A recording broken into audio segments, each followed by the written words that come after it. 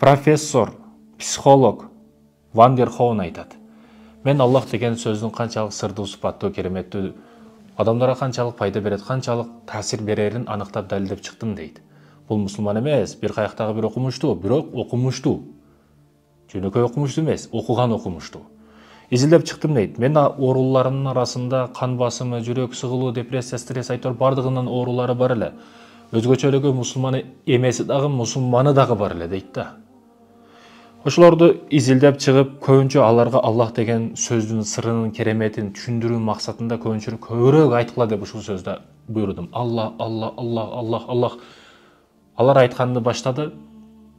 Айтуусунун негизинде мусулман болсо дагы, мусулман болбосо дагы көп оорулардын арасындагыларды баягы сыгылуу жактан келсин, жүрөк жактан келсин, кан айлануу башка ооруларына көп таасирин берди, пайдасын берди. Оорулар жеңилдеше баштады. Демек, Аллах деген сөздүн өзүнүн гана кудурети чексиз экен да. Ошондуктан биз бүгүн бир арыктан жыгылып түшкөн учурда деп сөгүнө кылбай, я Алла деп, кайсыдыр бир күйгөн маселеге туш келген учурда я Алла деп кайгырсак, кайрылсак, мани беришибиз керек бул маселелерге, урматтуу мекендешим. Албетте биз мусулмандар ар бир сыпатта, ар бир учурда, ар бир кезде өзүбүздүн кайрылууларыбыз бар.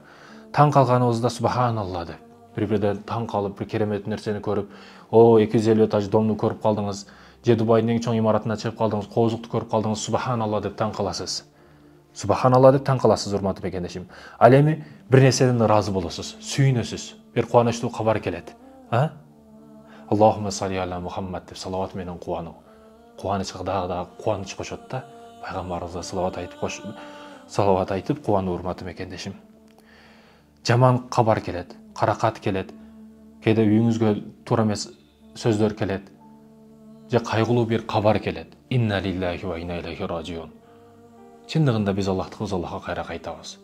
Кандай маселе болбосун, кандай түшүк болбосун, кандай көз караш болбосун, биз баардыгыбыз Аллахтыкыбыз, Аллахка кайра барабыз.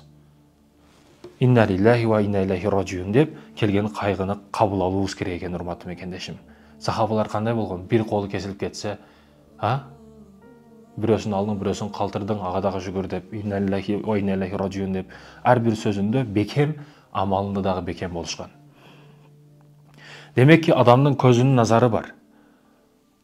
Назар, көз тию, бул кабыргадагы тыгып коюшу мүмкүн. Ошондуктан көзүн назарына айтат болушубуз керек. Көз өтө жаман нерсе. Көз тию бар. Ошол көз тиюнүн алдын алуу, машалла, табаракалла менен болот экен. Демек, бирок карап атасыз, биз Абдушкур устаз башкалар футбол ойноп атат. Бирөөсү, машалла устаз зор деп эткенсиз десе, устаз айткан, машалла деп кой, көз тиет деп. Демек, көздүн уусуну, көздүн захарыны демекчи. Ошону жок кылуу үчүн бир нерсеге караган учуруңузда таң калуу менен, 5 четте болуптур, 2 этаж үй салып алыптыр дебестен, көзүңүздүн уусун кетирүү максатында машалла деп караңыз. Бүгүн кыргыздарда апалары дагы өзгөчө ширин баласынын арестесин жакшы көрүп кетип, өтө катуу эркелетип, балам, балажаным, шириним, шекерим деп эркелетип, өзүнүн назарын өзүнүн баласына урдуп койгондор дагы жок эмес. Машалла, табаракалла деп ойнотуу, өзү алле деген сөздө Алла деген сөздөн алынган. Ошентип жакшы сөздөр менен эркелетүү, табаракалла, баракалла деп көзүнүн уусун жоготуу, урматтуу мекендешим. Бардык маселени бисмиллахир-рахманир-рахим деп баштайсыз. Бисмилла деп баштайсыз бардыгын. Эмне? Баштаганда, турганда, жатканда бардыгында бисмилла деп жакшы ишти бардыгын баштайт экенбиз. Себеби жаман ишти эч качан бисмилла деп баштай албайсыз. Аракты бисмилла деп ичпейсиз го эч качан. Шүф деп туруп ичиңизде келмени кетип тургандан кийин ичесиз. Демек, жаман ишти жаман сөздөр менен, жакшы ишти бардыгын бисмилла менен башташыбыз керек экен.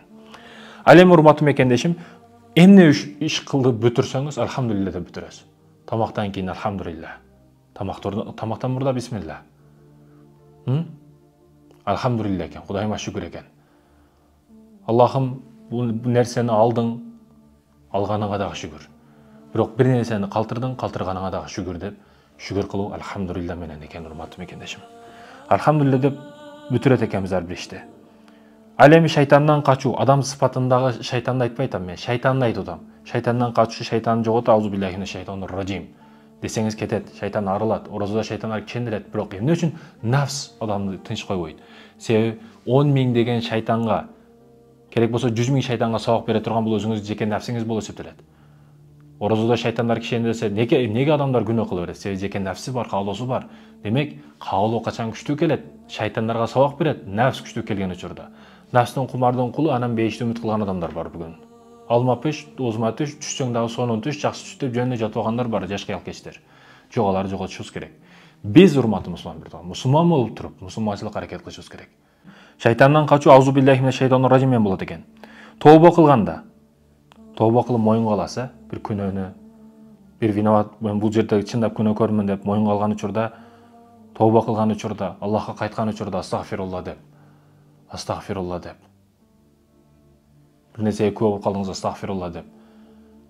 Ушу момун эде, ушу мусулман эде, мындай кылбаш керек эле деп жүрөк менен жаман көрүп, тил менен кайтара албадыңыз, кол менен кайтара албадыңыз, бирок ошону жек көрүү жүрөк менен бул момундун белгиси. Ошентип астагфирулла деп кайгыруу. Ал эми сүйүнгөндө урматтуу мекендешим, кубанычтуу кабар келди, Аллаху акбар деп. Сүйүнүү, кубануу. Рызык тапканыбызда ризку лиллах дейбиз. Рызык таптыңыз, ризку лиллах. Бир ишти урматтуу мекендешим аткарганда биизниллах дейбиз. Бир ишти аткарууда биизниллах дейт экенбиз. Бир маселенин алдында турабыз, ла хаула ва ла куввата илля биллах. Барлык кудурет, күч бардыгы Аллахым сенен. Биз сенин берген кудурет күчүңө ылайыктуу аракет кылабыз. Аллахтан дуа кылуу. Ла хаула ва ла куввата илля биллах. Бир ишти аткарууда ла хаула ва ла куввата илля биллах. Убада бергенде валлахи биллахи таллахи. Аллахтын атын ортого коюп касам ичебиз. Биз жөнөкөй сөз бердим, эркекче сүйлөдүм. Эркекче айттым эмес. Валлахи биллахи таллахи, Аллахтын атын ортого коюп касам ичкенден кийин сөз түрдө аткарыш керек. Бул жөн эле шылдың сөз эмес. Сөз түрдө аткарышыңыз керек. Убада бердиңби? Аткар. Ал эми урматтуу мекендешим, мусулман бир тууганым, ийгиликке жеткен учурубузда насрун миналлах дейт экенбиз. Шамс Табризи деген адамды тааныбасаңыз, таанып китептерин окуганга аракет кылыңыз. Себеби неге тааныбай жүрүпмүн ошол адамды деп каласыз да. Шамс Табризи бир окуясы бар, жолдо кетип атса, бир адамды өтө катуу сабашат. Бирок баягы көзү канчалык канга толсо дагы, ызаланса дагы, бакырып дагы, кыйкырып дагы, бир сөгүп дагы койбойт да. Окуя бүткөндөн кийин Шамс Табризи баягы адамдан сурайт: "Эмне үчүн ыйлабадың, кайгырбадың, бакырбадың, ошончо азап болду сага?" десе, баягы мен кызды сүйөт элем, бир кызды. Ошо кыз үчүн, кыздын алдында өзүмдүн алсыздыгымды көрсөтпөш үчүн мен ыйлабадым, сыздабадым, бакырбадым. Ошону билдирбедим, өзүм алсыздыгымды көрсөтпөдүм дейт да. Кээ бир аталар бар, балдарынын алдында көзүн жаш кылдырып ыйлабайт. Бирок эшикке чыгат дагы бир жолу деп коет. Ошол бир жолу деп койгону аял кишинин 10 жыл, 20 жыл ыйлаганынан дагы катыгыраак болот негизи. Катуураак мумкат ат ошол бир эле деп койгону. Бирок ал алсыздыгын билдиргиси келбейт семьясына, үй бүлөсүнө. Сыртка чыгып көрсөтпөй ыйлап келет. Бир жерде бакырып келет. Өзү менен өзү урушуп келет. Андай кылбашың керек эле, мындай кылышың керек эле деп өзүнө өзү билдирбей келет. Өзүнө өзү сабак берип келет. Кээде эркек кишинин бир эле деп койгону аял кишинин 10 жыл ыйлаганынан көрө артык оорураак келет. Тоолор жарылып кетет анын, весин көтөрө албай. Бул айтат да, Шамс Табризи баягы кишиге карап туруп, сиз сүйгөнүңүз көрүп турат деп бакырган, кайкырган, ыйлаган нерселериңизди билдирбедиңиз. Аллах сизди ар дайым көрүп турат го дегенде баягы тизе бөгүп ыйлашты баштайт да. Чындыгында урматтуу мекендешим, бул сүрөт жашоосундагы нерселерге байланып калып биз кээде өзүбүздү алдыбыздагы адамдарга, башкаларга алсыздыгыбызды билдиргибиз келбейт. Бирок сыноолуу жашоодо урматтуу мекендешим, ар ким арзанат бүгүн. Кимди алдыга барбасаңыз кайгысын айтат, проблемасын айтат, түйшүк маселесин айтат. Бир адам ыраазы эмес дейт жашоодон. Жашоо сыноо дегени, сыноодо тосуктар болот. Ар дайым арагын ичип, чыргап, кайфын кылып жүргөн эркек, бул эркек мына өзүңүз айтсаңыз, ар дайым жыргалчылыктын үстүндө жүрөт, ар дайым кафе жүрөт, ар дайым тоок этин жеп жүрөт, ар дайым шашык жүрөт. Ал адам кандай адам ал? Бизге келген тоскоолдуктарды утуп чыгуу үчүн, бизге келип жаткан түйшүк маселелерден өтүү үчүн бизге сыноолор келет. Бекеринен сыноо жашоосу эмес. Эгер кеңиричилик, жыргалчылык, эч кандай ой жок, тупизм бардыгы ичинде камтылып алган болсоңуз, түйшүк маселелер келет, аракты шап көтөрөт, аракты ичет, болду, жыргалды, эми бул жагы тынч. Кеңири жүргөндө бардык нерсе унутуп жүрө берет. Эми ушул жашоонун не кереги бар сизге? Достар келдиби? Ошонун чечишинин жолун ойлошубуз керек. Оң алды жагы, арты жагы, чимээлин алдын тосуп койсоңуз канчалык аракет кылат? Оң жагы, сол жагы үстүнөн ардык чимээличелик жокпузбу биз? Ошондой экен, бул жашоодогу негизги маселе Аллахтын бар экендиги анык. Пайгамбарыбыз саллаллаху алейхи вассалам акыркы пайгамбар, акыйкат динин жетишине себепчи болгон адам. Аны ээрчийбиз, андан үйрөнөбүз, сага кылабыз. Эң улуу ат Аллах экен.